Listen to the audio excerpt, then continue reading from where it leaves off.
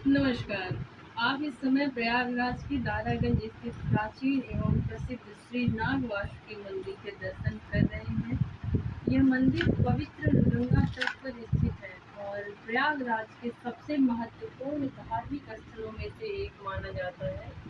इसकी परंपरा लगभग 10वीं शताब्दी तक जाती है, जबकि वर्तमान मंदिर का निर्माण 18वीं शताब्दी में मराठा शासक श्रीधर भोसले द्वारा कराया गया माना जाता है। यह मंदिर नागों के राजा वासुकी को समर्पित है।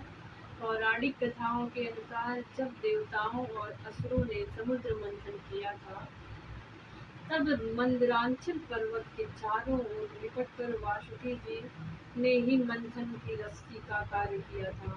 इस महान कार्य के दौरान उन्हें अत्यंत कष्ट और घाव हुए। भगवान विष्णु के निर्देश पर वे प्रयागराज आए और त्रिवेणी संगम की पवित्र भूमि पर विश्राम किया। मान्यता है कि यही उन्हें शांति और स्वास्थ्य प्राप्त हुआ, इसलिए उन्होंने इसी स्थान को अपना निवास बनाया।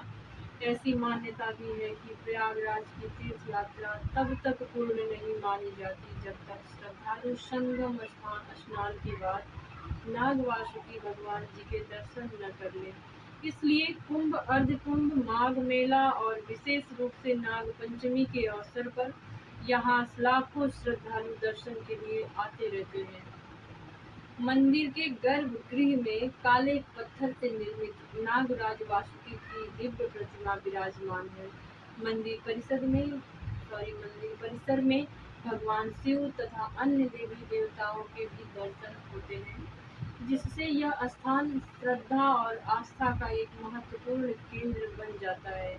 स्थानीय जनश्रुतियों में यह भी कहा जाता है कि मुगल काल में इस मंदिर को क्षति पहुंचाने का प्रयास किया गया था, लेकिन मंदिर सुरक्षित रहा। यह कथा स्थानीय आस्था का हिस्सा है, हालांकि इसके ऐतिहासिक प्रमाण सीमित हैं।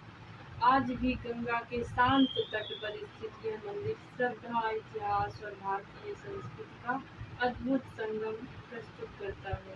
यदि आप प्रयागराज आए तो संगम स्नान के साथ नाग वासुकी जी भगवान के दर्शन अवश्य करें।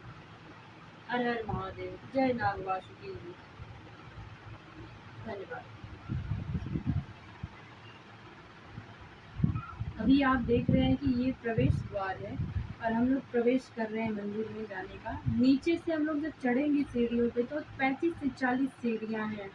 हमने गिना तो नहीं, लेकिन अंदाजा से बता रहे हैं। अनुमान है कि 35 से 40 सीढ़ियाँ हैं, जिससे होते हुए हम लोग प्रवेश द्वार से होते हुए मंदिर में प्रवेश करेंगे।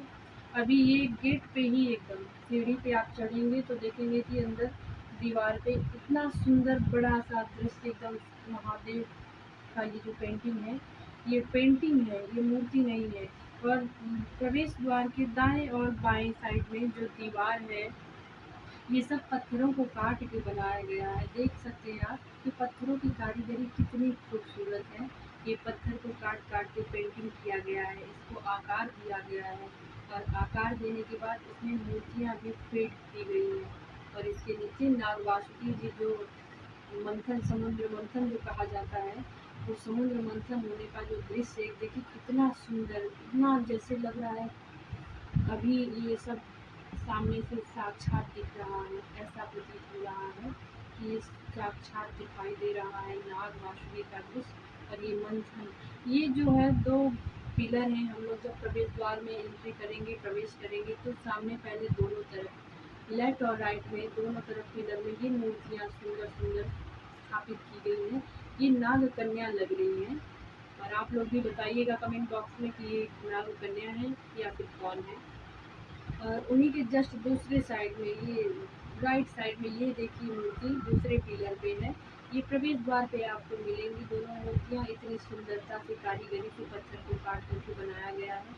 ये मानो एक द्वारपाल जैसे रहते हैं ना प्रवेश द्वार पे दोनों तरफ, बिल्कुल उसी तरह से स्थापित किया